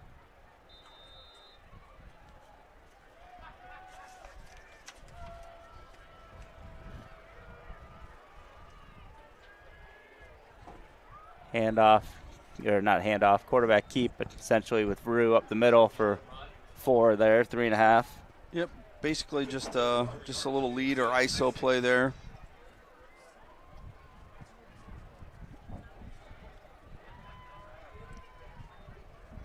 Kurt's still kind of limping around a little bit. I felt like the jet sweep he ran on our sideline, the second guy that came in kind of landed on top of him, and I wondered if that caused an issue. Give him credit, though. He's still out there playing, and AJ's not a real thick dude. Yeah. Kurt's in motion, takes the jet sweep towards the high side, cuts up underneath Guthrie, but unfortunately there was help there. Blake Bell again. Going to be a loss of those 4 yards that were gained. Unfortunately, that jet sweep has been very ineffective tonight as well. Blake Bell's been pretty impressive. He's been running all over the place and getting his reads and reacting and going.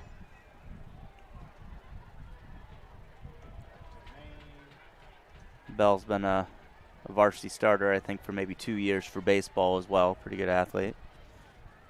Shows a little more in football just because of the amount of movement, obviously. But Drew to the backside, going to pick up a first down out of bounds. Gain of 12 on the play for Vrew there as he runs to the counter side. Gilbert maybe bites a little too hard there on jet sweep. Good seal on the backside, pushing the guy in. Yeah, Matthew Hudson did a nice job of kind of inviting that defensive end to go inside, and he took the bait and was able to seal him. Tigers making a late switch, getting Van Cleve off. Blue Jays going 2 receivers wide to the right. That's going to be, that probably should have been man in motion. I don't think we were set. Yeah, we were definitely not set. Brew, though, going to pick up a first down. No flag on the play. I think it Gain of 14. might be time just to kind of stick with that stuff a little bit.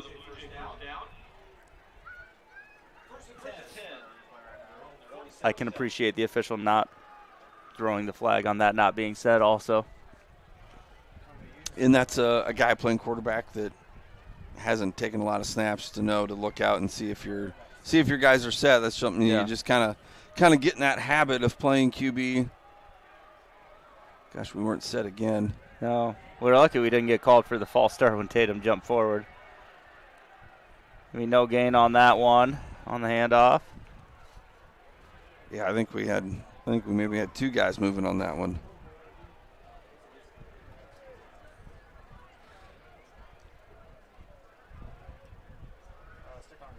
I can appreciate trying to hurry it up, but I'm not sure that that's necessarily the move right here. Just get set, run some offense, and try to produce some positives.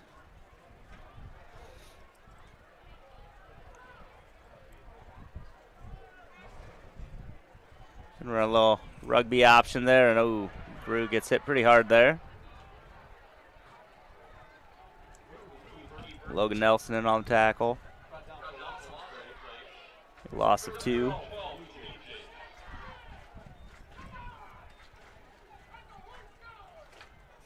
No, not a horse collar. Rowan Sense actually was the one that made the tackle from behind on that one. It's good to know our fans haven't given up on the officials yet. Yeah, they're still fighting. They still got words for them. Drake Meyer into the game in the slot on the high side. Brew brings him in motion. Fakes it, goes backside, up the middle, and going to gain about 10. Going to leave him 2 yards short of the first down. Gabe Fierce on the tackle. Nice execution there, and I like bringing in Drake Meyer. I thought our game last week, he's one of the few that really went out there and played hard and saw him blocking all the time. And right now we could definitely use some blocking out on the edge. Could use some kids that want to be out there. You know, just sophomores getting action, but that tends to pay dividends in the future as well. Brew just right up the gut, going to pick up the first down. Gain of 4 on the play.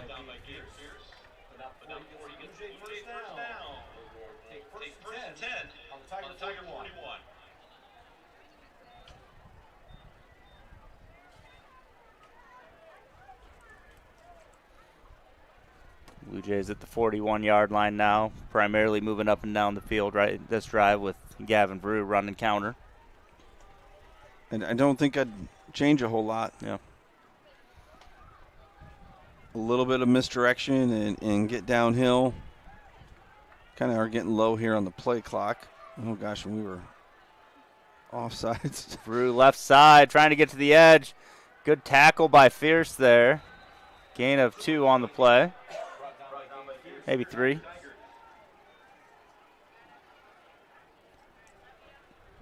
Good pursuit there out of the Tigers.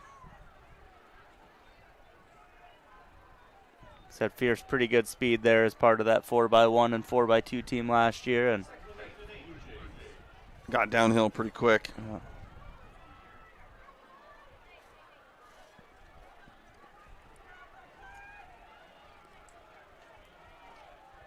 3 receivers to the right this time.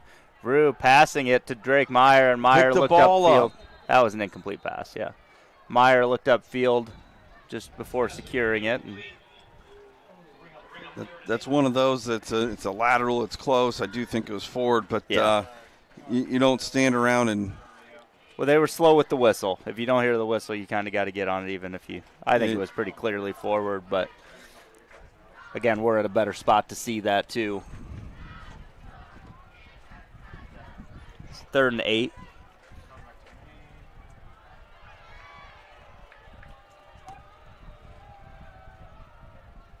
Brew gets to the right side, cuts up the middle, met by 4 defenders, spins forward again for 2 yards. And unfortunately, we've had it run that play a couple times in a row now on 3rd and long, so then it doesn't get so sneaky anymore. No. It's probably losing its surprise. Good hit there by a gang of Tigers, including Connor Castro. I'd probably just let this one go to the quarter. As we hit the end of the 3rd quarter, we'll take this opportunity to thank the men's club for sponsoring our broadcast. We've been sponsored by the men's club for, I want to say probably off and on for 5 years for different events, and they've been a great supporter, not just of Bluejay Digital, but pretty much everything you can think of Bondurant Farrar related. Special Olympics, fine arts boosters, athletic boosters, the Chamber of Commerce, the dance team, after prom, youth basketball, youth football, youth Little League Baseball Club, soccer club. Obviously, their big event in June every year is Summerfest, that 2-day event with the fair and all of that.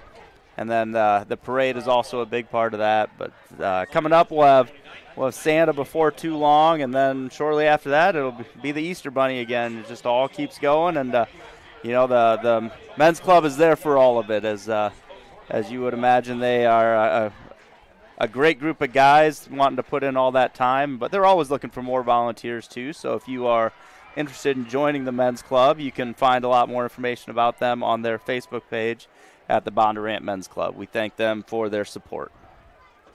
They're gonna help me out with a softball tournament coming up, so you can add that to the list. Some youth softball. Yeah, I don't know if softball was on that list. It might be the only thing that I didn't mention. I think that one is new.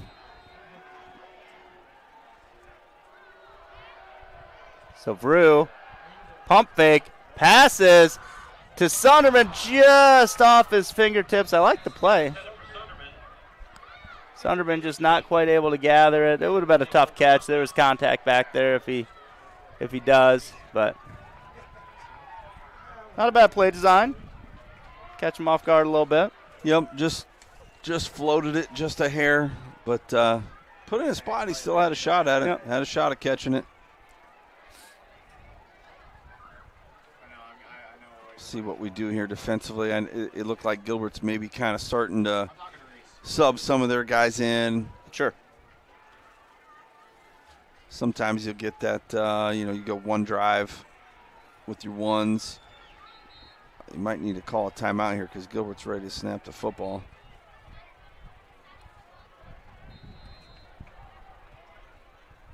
Looks like we're definitely subbing some guys in. We got a mix. Some guys are still out there and some have been subbed out. Ethan Traeger, our kicker, is up on the defensive line.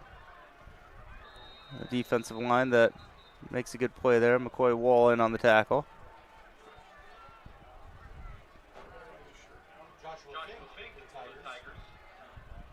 Joshua Fink, the ball carrier.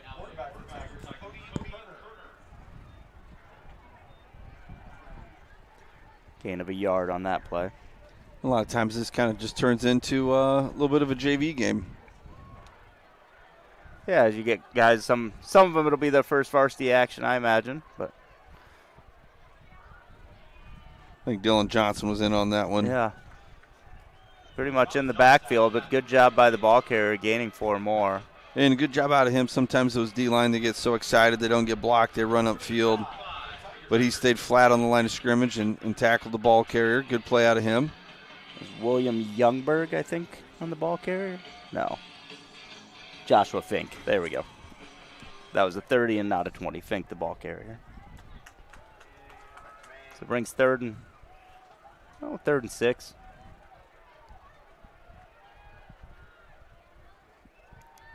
QB keeper going to get brought down in the backfield.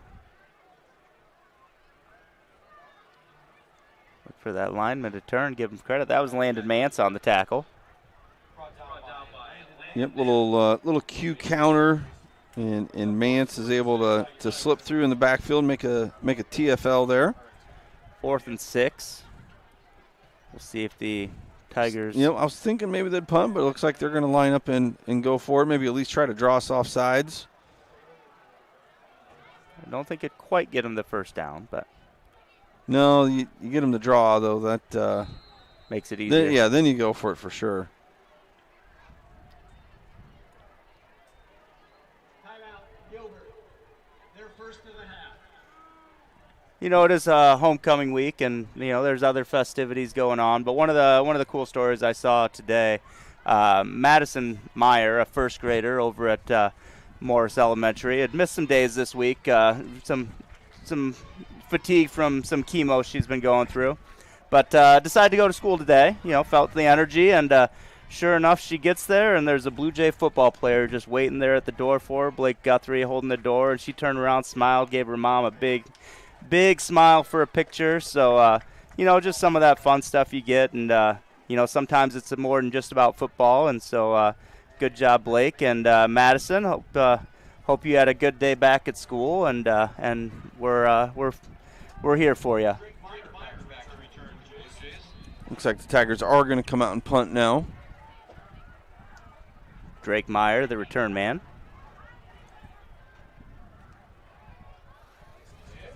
That's a high punt. Not going to be returned. Down at the 22. It looked like it was booming, and then it just kind of floated. Yeah, kind of hit punt, but hit a wall. Definitely. I thought it was going to go over his head there for a little bit.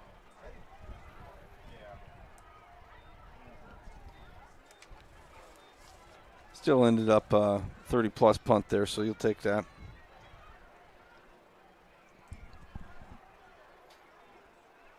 Looks like Hammond might be coming out to run QB this time. Yep, that is Brennan. I guess I assume he's running QB when he runs out there. I don't know if he has any other positions he's been playing. He play a little wide receiver. He's lining up under center this time, though. Handoff up the middle to Jake Moore. Jake Moore breaks to the outside and going to get tackled around the neck, but brings it out to the 42, gaining 19 on the play. And Jacob is a good runner. Older brother was a nice runner as well. A little bit stockier, but Jacob's only a sophomore. I think he's got a lot of potential. He's kind of got this wiggle to him, where you've got him sized up, but kind of managed to sidestep a lot of defenders. He said that time it wasn't so much a wiggle. He just ran through 2 tackles. Not that time, though. 64, Logan Nelson in the backfield making the tackle. Going to lose 2 on the play. Looked like our pulling guard tripped. That might have been why a guy was free.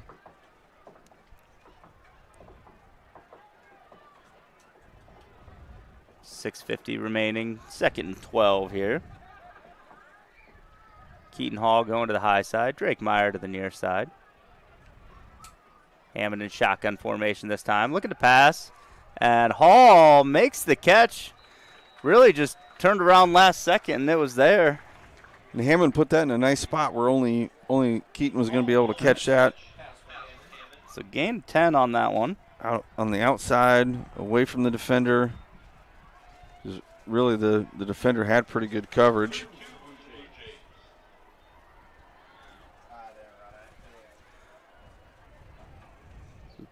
Third and 2 here. Sidoris bringing the play out.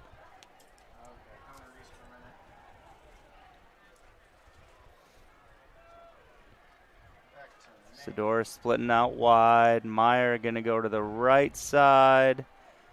I formation, and we're going to get a Blue Jay timeout, I believe, as we were going to give it to Halfhill, the fullback. It's our first timeout here. Yeah, I don't think we were going to be able to get that one off, especially if there was going to be any kind of motion. I know we got 6 minutes left, but I think we can at least probably narrow down our defensive player of the game first. I was going to go offensive player. Well, Yeah, our boss man says he wants defensive player of the game first. But our boss man isn't up here, so we got to make sure our fill-in is ready for this Brickhouse Fitness defensive player of the game logo. Offensive player. Brickhouse Fitness is the defensive player of the game. I know. I'm ready to go offense. Oh, well, all right. You have to deal with the consequences. He wants the Vision Bank player of the game. All right, hit me. Who's the Vision Bank player of the game? I mean, you got the stats over there, but I think it's probably got to be Vrew, right? It's got to be Vrew. It's got to be Vrew. He's got the most positive yards. Moore with the pitch play picks up the first down, gain of 5, that quick shovel. Moore might give you a last-minute push for this one, but, yeah, Vrew ran, looks like, 18 times for probably just shy, maybe 85 yards, 18 times for 85 yards, and, really was the primary mover of the ball through that time. So your Vision Bank player of the game going to be Gavin Vrew, quarterback / running back / punter / kick returner tonight also. Halfhill cuts to the other side, almost picks up a first down. One away. Yep, he was a shoestring away from bouncing that to the outside, and Jackson's a nice track kid too, so it would have been kind of fun to see what he could do out in space. I don't know that, but it might be his first varsity carry. I know he carries a lot on JV, but I don't think he's got a varsity carry yet. Hammond in the shotgun, looking to pass. Oh, that was Drake came out of that cut a little slow, but I don't think he was getting there either way.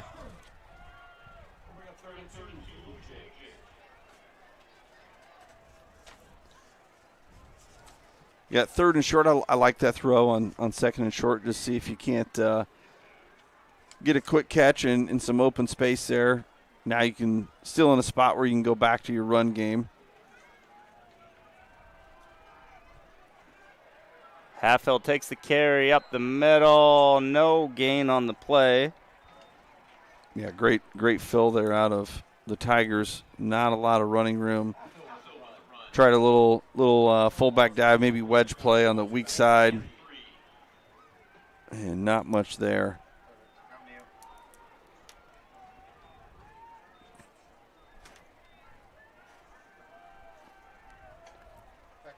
.330 remaining here. 4th and 3.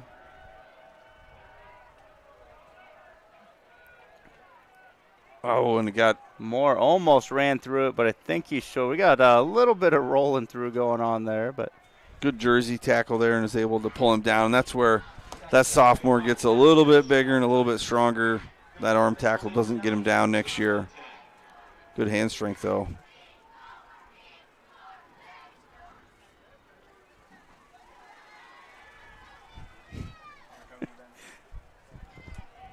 Yeah. All right, we're down to 3 minutes. Who you got? All right, so who you Brickhouse, got? defensive player of the game. I picked offense. We You can went pick back defense. and forth on a few.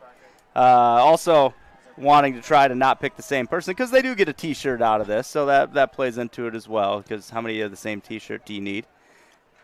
And that's Fink going to get stopped there. Wool and Gipple on the tackle.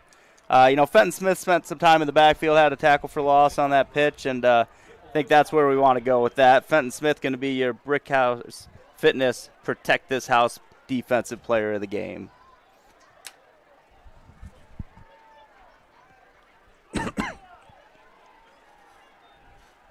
Second and 9. 2 minutes to play here.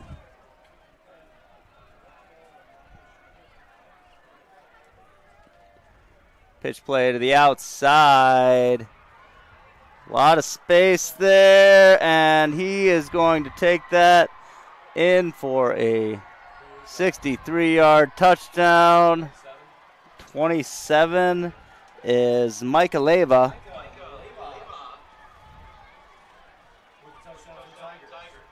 Got to the edge and good downfield blocking. Leva's able to score a touchdown. We kind of ran a guy out late that's supposed to be over there on top of the wide receiver. That didn't help.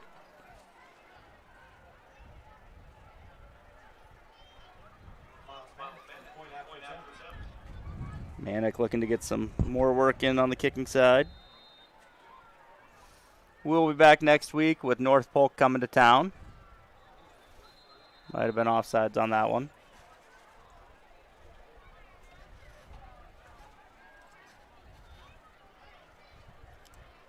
As we move into the October part of the season, you'll also have a marching band with competitions each of the next, not this Saturday, but the following 3 Saturdays.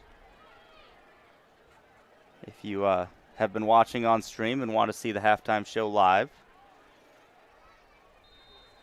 because if you've been watching live, you wouldn't be listening to us. Looks like in district score, we got Carlisle up 46-0 on North. North Polk 22-3 to start the second half against Ballard. Previous opponent Grinnell's up 14-10 on Clear Lake. Newton up 35-0 on Oski.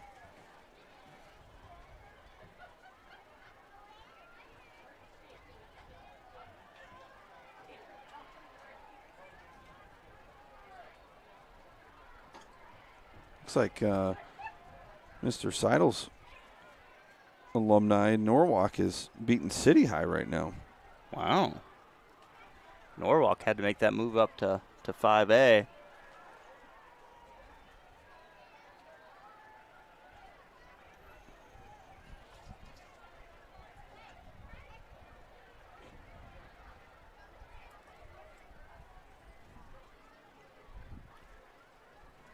.151 remaining.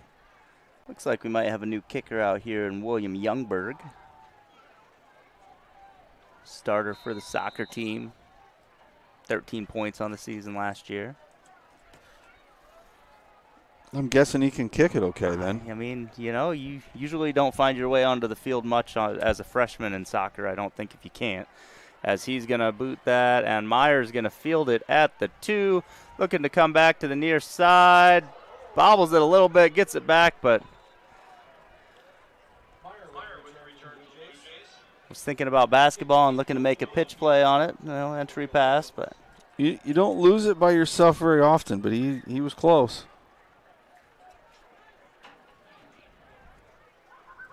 Going to be starting at the 17-yard line. Hammond going back out there.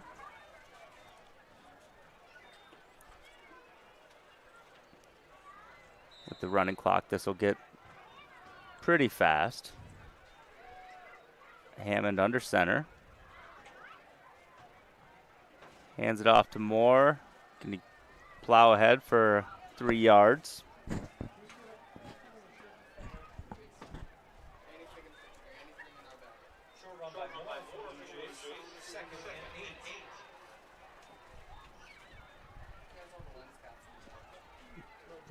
Ethan Traeger going out there, being more than just a kicker again. Played some defensive line, now out there for wide receivers. Has some height to him, 6'3".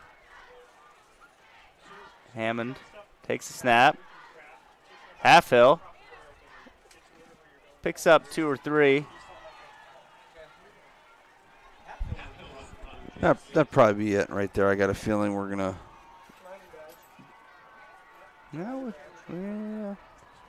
Yeah. All right, so that's going to bring us to the end of the night. Tigers are victorious 55-6. And we'll be back next week for North Polk. Good night. Go Blue Jays.